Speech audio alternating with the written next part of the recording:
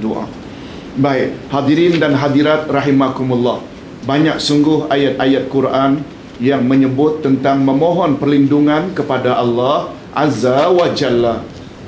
Ustaz teruskan saja dengan muka surat 37. Lihat muka surat 37. Rasulullah sallallahu alaihi wasallam melarang menggunakan jampi dan mentera yang mengandung unsur-unsur syirik yang pernah digunakan oleh orang-orang jahiliyah, dan baginda Rasul menggantikannya dengan jampi-jampi yang kesemuanya mengandungi tauhid yang murni kepada Allah.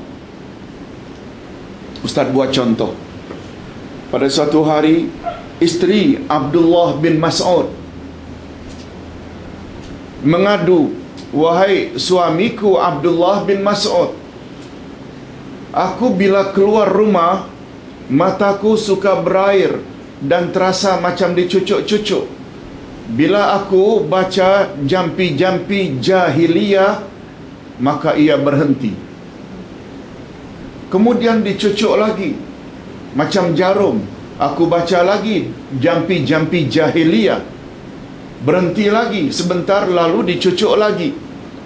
Ada apa itu, wahai suamiku Abdullah bin Mas'ud?" Abdullah bin Mas'ud jawab,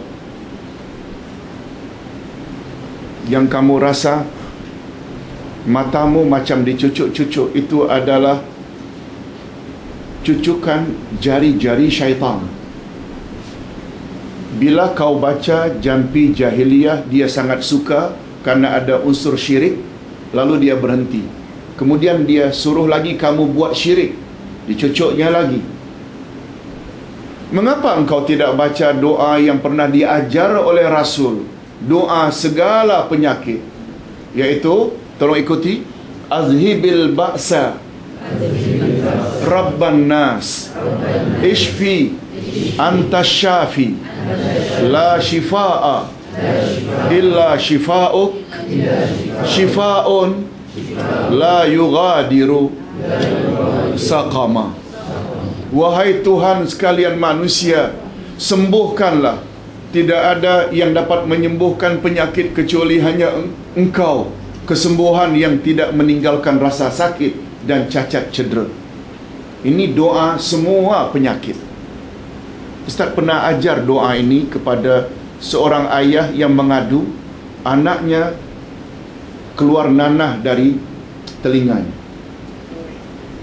Apa namanya bahasa kita? Torek, ya, torek.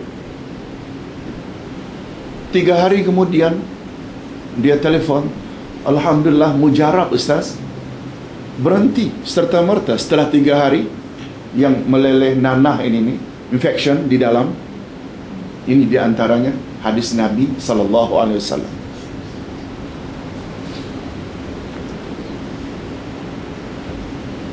Jampi-jampi dalam Islam boleh tak dengan bahasa selain Arab? Boleh tak? Pernah Nabi, nanti dalam buku 2 Ustaz akan sebut jenis-jenis jampi yang dibolehkan. Nabi pernah pada suatu hari ditanya oleh sahabat, "Ya Rasulullah, jampi ini aku pernah baca di zaman jahiliyah. Masih dibolehkan ke aku membacanya setelah aku memeluk Islam?" Lalu Nabi kata, "Perdengarkan kepadaku jampi tersebut." Lalu dia pun baca di depan Nabi. Setelah Nabi nilai dan dengar, kata Nabi, "Boleh kamu teruskan mana-mana jampi asalkan di dalamnya tidak ada unsur syirik." Umpamanya dalam bahasa kita, kita memohon, "Ya Allah, ya Tuhanku, anakku sudah setahun berpenyakit seperti penyakit ini. Oleh sebab itu aku mohon, ya Allah, kiranya Engkau sembuhkanlah dia, sebab tidak ada kuasa yang boleh menyembuhkan kecuali hanya Engkau. Sembuhkanlah penyakit anakku, ya Allah." Kan ini bahasa kita, di dalamnya ada unsur-unsur syirik tak? Tak ada. Boleh terus. Maknanya boleh. Nah, oleh sebab itu Nabi Muhammad ganti mana-mana doa memohon perlindungan dengan doa yang diajar oleh Nabi. Tolong ikuti. A'udzu bi kalimatillah at-tammati min syarri ma khalaq. Aku berlindung dengan kalimat-kalimat Allah yang maha sempurna daripada segala kejahatan makhluk yang jahat. Hadis riwayat Imam Muslim. Ini sangat bagus. Bila anak kita hendak pergi camping, masuk hutan, hendak pergi berkelah ke, hendak pergi berenang ke, bagus kita ajar doa ini. Atau kita yang hendak masuk rumah baru, bagus kita amalkan doa ini. Tolong ikuti sekali lagi. A'udzu bikalimatillah at-tammati min syarri ma khalaq. Aku berlindung dengan kalimat-kalimat Allah yang maha sempurna dari kejahatan makhluk yang jahat. Termasuk tak makhluk jahat itu makhluk halus? Termasuk tak makhluk jahat itu makhluk yang kasar zahir?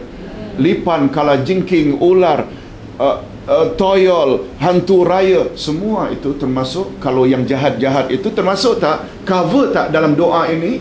Masuk.